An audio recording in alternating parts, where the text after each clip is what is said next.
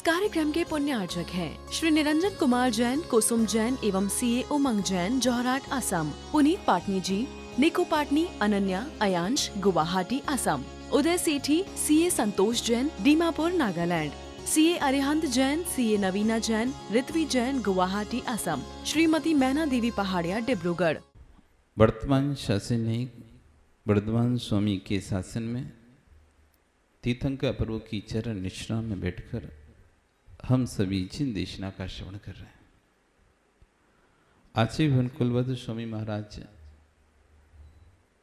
यहाँ पर ग्रंथराज सार समुच्चय जी में जीव के देशना लब्धि कैसे काम करती इस बात पर अपना व्याख्यान दे रहे हैं। तो वहीं आचार्य विश्वेश्वर जी महाराज उस व्याख्यान का विश्लेषण करते हुए कल कह रहे थे कि पापी को भी उपदेश देना चाहिए। ऐसा नहीं समझना ये तो पापी से क्या ही उपदेश देना। यदि चारित्र भीन को उपदेश नहीं दोगे तो चारित्र धारण करेगा कौन? जो चारित्र धारण किए वो थोड़ा चारित्र धारण करेंगे, वो तो चारित्र का पालन करेंगे अच्छे से। चारित्र धारण तो वही करता है जिसके पास चारित्र नहीं है। आपके यहाँ पर आटे को पीसते हैं कि नहीं पीसते? आटे को नहीं पीसते, क्या पीसते हैं? आटा पीसते क्या? क्यों संतोष जी, क्या पिसवा के लाते? गेहूं का आटा? क्या आटा पीसते? गेहूं चक्की लिखी कि आटा चक्की चक्की? यहाँ पर आटा पीसा जाता है ऐसा लिखा जाता है कि क्या लिखा जाता है? यहाँ पर आटा पीसा जाता है ऐसा लिखते हैं, यहाँ पर गेहूं पीसा जाता है ऐसा लिखते। लिखते क्या हो? आटा क्या लिखते हो? आटा पीसा जाता है। जब आटा ही है तो उसे क्या ही पीसा जाए? पीसा किसे जाता है? गेहूं को, आटे को नहीं पीसा जाता। आटा तो पिसा ही हुआ है। पिसे को पीस कर क्या करोगे? पिसे को पीसोगे तो महीन ही होगा, मतलब विशेषता आएगी। विशेषता आएगी बस ये। अब आटे का क्या आटा बनेगा? आटा तो आटा ही रहेगा। पीसोगे तो थोड़ा और विशेष मैदा के रूप में बदल जाएगा, बस इतना ही होगा, लेकिन और तो कुछ विशेषता है नहीं है। तो कह रहे हैं चारित्र वाला उपदेश सुनेगा तो चारित्र में विशेषता लाएगा, बस। चारित्र तो उसके पास पहले से ही है, लेकिन चारित्र धारण करेगा कौन? जो चारित्र विहीन है ऐसा व्यक्ति तो चारित्र धारण करेगा। जो गेहूं है वही तो पिसेगा। गेहूं पहले आटा बनेगा, जब आटा और पीसोगे तो मैदा बनेगा। तो आचार्य कह रहे हैं चारित्र विहीन को उपदेश नहीं दोगे तो चारित्र धारण करेगा कौन? वस्तु का स्वभाव जानेगा कौन? सिंह की पर्याय में मालूम वो क्या कर रहा था जीव?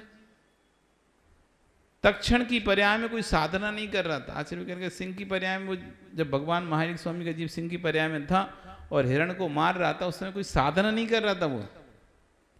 वो तो एक मृग को पकड़कर हिंसा कर रहा था। धन्य हो कृपालु योगियों को, धन्य हो निर्गंतों की दया को, कि जिनकी वाणी की महिमा को तो देखो। हिंसा करने वाला जीव, उसके ऐसे भाव बदल गए कि जो पंजा चीरने के लिए बड़े थे वे पंजा हाथ बनकर जुड़ गए। जो आंखें लाल लाल क्रोध से भरी थी और हिरण को मार रही थी, वो आंखों से अश्रु की धारा टपक पड़े। उपदेश इसी तरह का होना चाहिए। आचार्य कह रहे हैं कि उपदेश ऐसा होना चाहिए जो अंतस में अंदर के गृह तक छुए। उपदेश ऐसा नहीं होना चाहिए हंसी मजाक में निकल जाए कि तुमने दो चुटकुले तुमने सुना दिए, दो चुटकुले तुमने सुना दी, एक कहानी सुना दी, हो गया उपदेश। 20 मिनट आधा घंटा निकल गया। एक कहानी सुना दी, दो चार चुटकुले सुनाए तुमने, एक आध दो सारी सुनाए तुमने, बढ़िया ताली बजा दी दो चार कोटेशन सुन के, पर ये आपके हृदय को नहीं छुआ। आपका मनोरंजन तो किया है, आपको हंसाया है, आपको लगा कि बहुत अच्छा बहुत अच्छा बहुत अच्छा बोले, अच्छी है उसके बारे में आज बहुत अच्छा बोले। आज हम तो यही ढूंढते रहते हैं, कोई के बारे में कोई बोल दे तो हमें मजा आता है। हाँ आज तो उसके बारे में उसको डांटा, आज तो सभा में कोई सभा में किसी को डांटते तो अपने आनंद आता है। अच्छा मस्त डांट रहे हैं आज तो महाराज जी, मस्त डांट रहे हैं, खुश होते हैं। ये खुश होते हैं ना संतोष जी? खूब खुश होते हैं। तो भैया तुम ये खुश हो रहे, ये भावात्मक प्रवचन नहीं है, ये कसायात्मक प्रवचन है। इसमें हम जो खुश हो रहे हैं कसाय के कारण हो रहे हैं। हमें द्वेष था सामने वाले से तो हम खुश हो रहे हैं, अथवा कोई दुखी हो रहा है तो इसलिए उसे उससे राग था, उसको डांट पड़े तो उसे राग है इसलिए दुखी हो रहा है, रो रहा है। कसायत्मक प्रवचन नहीं होना चाहिए, भावात्मक प्रवचन होना चाहिए। आचार्यवन कह रहे हैं कि धन्य उन विराजों के जिनके प्रवचन सुनकर भाव बदल गए कि पंजा तो हट गया, आंखों से आंसू टपक गए। हाय मैं क्या कर रहा हूं, वही तत्व उपदेश है जिससे भीतर की कसाय विघटित हो। तत्व उपदेश वही है, प्रवचन वही है जिससे अंदर की कसाय खत्म हो, अंदर और गांठ बन जाए। आ रहा तो अगले दिन से और आना बंद कर दिया अब तो कभी नहीं आएंगे हम। प्रवचन वही कहलाता है, उपदेश वही कहलाता है जिससे अंदर की गांठ खुल जाए, ना कि और गांठ बन जाए। अब से तो हम इनकी सभा में कभी आएंगे ही नहीं, इन्होंने ऐसा बोल दिया अब तो मैं बैठूंगा ही नहीं, ये गांठ बन गई, ये उपदेश नहीं था, ये तो कसाय थे। आचार्य उपदेश तो वैसा होना चाहिए, हिंसक प्राणी भी जहां अहिंसक हो जाए। जो हिंसा कर रहा था हिंसा छोड़कर हाथ जोड़कर बैठा हुआ है। ज्ञानियों तब तत्व उपदेश वो नहीं है कि अकसाई को कसाय आ जाए, तत्व से तो वो है कसाय भी जहां पर शांत हो जाए। बड़े गहरे से समझना, कचाचित आपको उपदेश करने मिल जाए, कभी आपको माइक मिल जाए, कुछ हो जाए तो ऐसी भाषा का प्रयोग करना कि क्रूर से क्रूर परिणामी की जीभ भी पानी पानी हो जाए। पानी की महिमा देखो, कठोर से कठोर मिट्टी को भी पानी मृदुल कर देता है। पानी का महत्व आचार्य कह रहे हैं, कितनी भी कठोर मिट्टी हो, कैसी भी कठोर मिट्टी हो, पानी उस पर गिरेगा तो कैसी होगी, नरम हो जाएगी, सॉफ्ट हो जाएगी, मृदु हो जाएगी। ऐसी उपदेश पानी के समान होना चाहिए कि कितना भी कसाय भरा हो जीव, उपदेश सुनते उसके परिणाम एकदम पानी के समान। पानी गिरता है तो मिट्टी जैसे मृदु हो जाती है, ऐसे परिणाम मृदु हो जाना चाहिए। भैया कितना भी कठोर मिट्टी का परिणमन हो, गर्मी के समय में मिट्टी इतनी कठोर हो जाती है, खेतों की काली मिट्टी इतनी जो सबसे अधिक मुलायम रहती है मिट्टी, इतनी कठोर हो जाती है गर्मियों में, बिना पानी के सूखकर यदि किसी सिर पे दे मारो तो सिर फूट जाए, इतनी कठोर हो जाती है। लेकिन वही पानी गिरता है तो मुलायम हो जाती है। एक बार क्या हुआ, आचार्य संघ का बिहार चल रहा और बिहार करते करते गांव में खेत में रुक गए। हमारे यहाँ एमपी मध्य प्रदेश उधर कहीं भी खेत में रुक जाते हैं, जो भी खाली खेत देखा गर्मियों में रहता है तो खेत सूखे रहते हैं, मिट्टी डेले हो जाते हैं, मिट्टी जो होती है ना खेत मिट्टी के डेले में बदल जाता है सब, तो मोटे मोटे डेले रहते हैं। तो गर्मी का समय था और ऐसे खूब मोटे मोटे उसमें डेले थे, उन्हीं डेलों को जमा जमा के अच्छे से उन पे अपना पाटा लगा के सब साधुओं को व्यवस्थित कर दिया। ऐसे मोटे मोटे डेले थे, ऐसे बड़े बड़े मिट्टी के, जब बखेरते हैं ना वो ट्रैक्टर चलाते हैं तो जमीन बखरती है तो मोटे मोटे डेले ऐसे निकलते हैं। तो उन्हीं मोटे मोटे डेले को छांटा, ढूंढा और ढूंढ ढूंढ के सब के पाटे श्रापों ने ऐसे लगा दी डेलों के ऊपर ऐसे, और बढ़िया आराम से सब अच्छे से सेट करके सो रहे। रात में बड़ा पानी, और रात में बरसा जब पानी तो फिर डेले सारे फिसक गए और सब मिट्टी के अंदर, पूरी चटाइयाँ महाराज सब मिट्टी में हो गए, क्योंकि वो पाटा था वैसे तो डेलों पे रखा था, और वो जब गया और ऊपर से वजन एक एक महाराज 50 किलो, तो 50 किलो वजन किसी वस्तु पर होगा तो अंदर तो घुसेगी जमीन में, और जमीन में घुस गए सारे पाटे। खड़े हों तो घुसना है उन्हें, तो नरम हो गई ना मिट्टी, तो आप खड़े भी होगे तो भी घुसेगा, बैठोगे तभी मतलब कहीं गत नहीं है उसमें। तो पूरा सुबह जब उठे, अब रात भर पानी में सब कुछ नहीं, बैठ रहे सब लोग ऐसे ही पानी में एक दूसरे के सहारे। जब पानी सुबह जब उठे तो पूरे ऐसे ऐसे इतने इतने पाटे सब जमीन में घुसे, पूरी चिटाइयाँ सब बैग में सब मिट्टी मिट्टी गीले हो गए, मिट्टी मिट्टी में ही हो गए सारे। तो कितनी भी कड़क मिट्टी हो, आचार्य कितनी भी कठोर मिट्टी हो, लेकिन पानी की बूंद पड़ते ही मिट्टी रिजु हो जाती है। ऐसी तत्वज्ञानी की वाणी जो उपदेश है वो कितने भी कठोर क्रूर परिणामी जीव क्यों न हो, जिनवाणी के छींटे से उसके हृदय पानी पानी हो जाता है। होना चाहिए पर जिनवाणी, होना चाहिए जिनवाणी। उसका नाम है जिनवाणी। हृदय को पिघलाने वाली कोई है, वो है जिनवाणी। मिट्टी को तो पानी गीला कर सकती है, पर हृदय को पानी गीला नहीं कर पाएगा।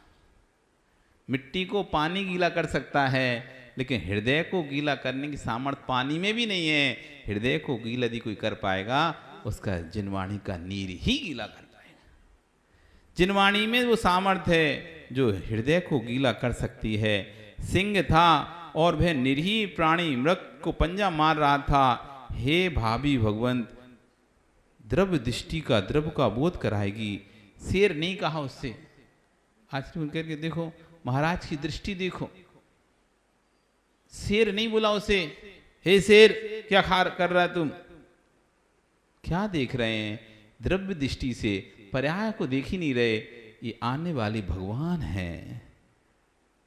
हे भगवान आत्मा, तू तो भगवान है। हे भगवान आत्मा, किसे देख रहे हैं? वो अंदर आत्मा का निहार रहे हैं। ये आत्मा आज नहीं, तुम्हारी नहीं, हमारी सबकी आत्मा है। आगे जाके एक दिन भगवान बनेंगे। हम भव्य हैं, आज भले किसी पर्याय में हो, लेकिन यदि भव्य हैं तो नियम से एक न एक पर्याय में हम जरूर सब भगवान बनेंगे। ऐसा समझ में महाराज जी हम क्या ही करें, हम तो कुछ तो नहीं करते, हम भगवान कैसे बन सकते? अरे आप इस पर्याय में जब शेर जो मारते वाला जीव वो आगे जाके भगवान बनेगा, किसने सोचा था? बन रहा है भगवान ना। एक जीव को खाने वाला शेर वो भगवान बन रहा है। एक लोमड़ी वो तीर्थंकर बनी, किसने देखा? कौन सी पर्याय में कब कौन सा जीव भगवान बनेगा? इसलिए हर जीव में भगवान देखो। एक बार एक व्यक्ति ठेला लगाता था सब्जी का ठेला लगाता था, और जो भी निकले और उससे जो भी कोई रेट पूछे, संतोष जी आपसे कोई रेट पूछता है तो आप क्या बोलते हो, कैसे बोलते हो? आप बोलोगे उसे, कोई आया आपकी दुकान पे कि संतोष जी बताओ इसका क्या रेट है, तो आप कैसे बोलोगे उसको? खाएगी प्रिंट रेट नहीं, उसको कुछ नाम से बुलाओगे, बाबू भैया कुछ तो बोलोगे उनसे। क्या बोलोगे? क्या बोलोगे? कुछ तो संबोधन करते होगे ना। कोई कस्टमर आता है, कोई व्यक्ति आता है, भाई साहब नाम से संबोधन कर लिया आप, मतलब कुछ तो आप बोलोगे ना। कैसे रेट बताओगे? कुछ तो बोल के बताओगे, भाई साहब ये रेट है। वो कुछ कहे, भाई जी ये रेट है, हैं भाई जी। बहन जी आई तो बहन, अच्छा इनके यहाँ भाई जी नहीं आते, इनके यहाँ बहन जी आते हैं, तो बहन जी ये रेट है, ऐसे ही तो बोलोगे। तो सब्जी वाला जब कोई आता तो भाई साहब नहीं बोलता, बहन जी नहीं बोलता, बोलता भगवान टमाटर 5 रुपए किलो। कोई उससे पूछा ये टमाटर क्या रेट है, तो भगवान 5 रुपए। भिंडी, भगवान भिंडी इस रेट है, भगवान ये रेट। अब एक व्यक्ति अपने घर पे ऊपर देखता रहता था, 30 माले पे बैठा था, और वहां से उस व्यक्ति को देखता था, ठेला वाले को। उसको बड़ा गुस्सा आता था। भिखारी आए तो उसको भगवान बोल रहा है, सेठ आए तो उसको भगवान बोल रहा है, साहूकार आए तो उसको भगवान बोल रहा है, बड़ा आदमी आ रहा तो भगवान बोल रहा है, छोटा आदमी आ रहा तो भगवान बोल रहा है, नाली साफ करने वाला आया तो भगवान बोल रहा है। इसको पागल ले गई बिल्कुल। अब नाली साफ करने वाले बोल रहा भगवान, अब बताओ अच्छी बात है? वो सबको, वही तो सबको सब बराबर हो सकते हैं क्या? नहीं हो सकते ना। नहीं, सब बराबर हो सकते हैं। तुम एक साथ संबोधन करती हो क्या? नौकर से और उससे बड़े मैनेजर से अलग अलग करते ना सबसे संबोधन, लेकिन वो एक ही कर रहा था, सारा सबको संबोधन एक ही कर रहा था। अब जो ऊपर बैठा बैठा देखो, उसका दिमाग गर्म हो रहा था, संबोधन ये कर रहा था, दिमाग उसका गर्म हो रहा था। ये क्या है? ये झाड़ू लगाने वाले को भगवान बोल रहा है, ये काम करने वाले को भगवान बोल रहा है। अरे कोई बड़े आदमी को भगवान बोले तो लगता है कि हाँ भाई पैसा वाला है इसलिए भगवान बोला होगा। कोई वो धर्मात्मा कोई व्यक्ति हो, उसे भगवान बोले तो लगता है कि हाँ इसने भगवान बोला होगा, चलो। अभी तो काम करने वाले इसको भगवान बोल रहा है, अब उससे रहा नहीं गया, 1 दिन हो गया, 2 दिन, देखते देखते होता भी, ये जगत में ऐसे ही होता है। आदमी को सहन नहीं होता तो फिर वो बोल ही पड़ता है। स्वयं का दुखी व्यक्ति आजकल जगत में दुखी, अपने दुखों से तो बहुत कम दुखी है, दूसरों से ज्यादा दुखी है। दूसरों से बड़ी, ये ऐसा क्यों कर रहा है, इसको ऐसा समय मिल कहां से जाता है, इसको ये काम कर कैसे लेता है, इस तरह से दुखी। अब वो बड़ा समस्या, अब वो आगे एक दिन नीचे और उसको गुस्सा करता है। क्यों भाई, तुमको ज्ञान नहीं है, पढ़े लिखे नहीं हो तुम? हाँ कहीं नहीं, पढ़ा लिखा तो नहीं हूं मैं, कि तुमको ज्ञान नहीं है। किस बात का ज्ञान? तुम जो आता है उसको भगवान बोलते हो। कोई भी आए, गरीब आए, भिखारी आए, अमीर आए, कोई भी आए, तुम उसको भगवान बोलते हो। कि हाँ सही बोले आप, बोलता हूं। तो तुमको सबको भगवान नहीं बोलना चाहिए। तुमको पता नहीं कि किसको भगवान बोलना पड़ता है, किसको नहीं बोलना पड़ता। बोलता हाँ मुझे नहीं पता किसको भगवान बोलना है, किसको नहीं बोलना, क्योंकि मुझे पता ही नहीं है इनमें से कौन भगवान बनेगा। मुझे पता ही नहीं है कि इनमें से कौन आगे जाके भगवान बनेगा, इसलिए मैं तो सबको ही भगवान बोल देता हूं। आपको पता है कि कौन बनेगा? मुझे तो नहीं पता। इन जीवों से कोई ना कोई जरूर भगवान बनेगा, इसलिए मैं तो सब में भगवान देखता हूं। क्या पता ये काम करने वाला कभी भगवान बन जाए। जिसे हम काम करने वाला कह रहे हैं वो आगे जाने वाली किसी पर्याय में, भगवान की पर्याय में बैठा हो, और जिसे मैं सोच रहा हूं वो नरक की पर्याय में चला जाए। मुझे नहीं पता कि इनमें से कौन भगवान बनेगा, इसलिए मैं तो सब में भगवान देखता हूं। मुझे तो ऐसा लगता है कि हर जीव भगवान है। आपको कैसा लगता है? उसको तो हर आत्मा में परमात्मा दिखाई दे रहा है, पर हमको नहीं देता है। जिनसे हमको द्वेष है उनमें परमात्मा दिखाई देता है क्या? जिनसे हमको द्वेष है उनमें परमात्मा दिखाई देता है क्या? देख ही नहीं सकता। आचार्य कह रहे हैं द्रव्य दृष्टि ही द्रव्य का बोध कराती है। जब तक द्रव्य दृष्टि नहीं आएगा, द्रव्य का बोध नहीं होगा। शेर नहीं कहा, उसे पापी भी नहीं कहा। कभी कभी क्या होता है कि पापी को तुमने पापी कहकर पुकारा, उसके अंदर और हीन भावना आ जाती है। अब हम पापी तो हैं ही, अब करके और दिखा दे रहे। बुरे को भी तुमने यदि बुरा बोल दिया ना, उसको लगता है कि अब हम बुरे तो हो ही गए, सब में हमको बुरा बना ही दिया है, अब हम बुराई करके दिखा दे रहे। इसलिए बुरे व्यक्ति की भी, आपकी निंदा करने वाले की प्रशंसा करो। इस कार्यक्रम के पुण्यार्जक थे श्री निरंजन कुमार जैन, कुसुम जैन एवं सीए उमंग जैन, जोहराट असम। पुनीत पाटनी जी, निको पाटनी, अनन्या, अयांश, गुवाहाटी असम। उदय सेठी, सीए संतोष जैन, दीमापुर नागालैंड। सीए अरिहंत जैन, सीए नवीना जैन, ऋत्वी जैन, गुवाहाटी असम। श्रीमती मैना देवी पहाड़िया, डिब्रूगढ़।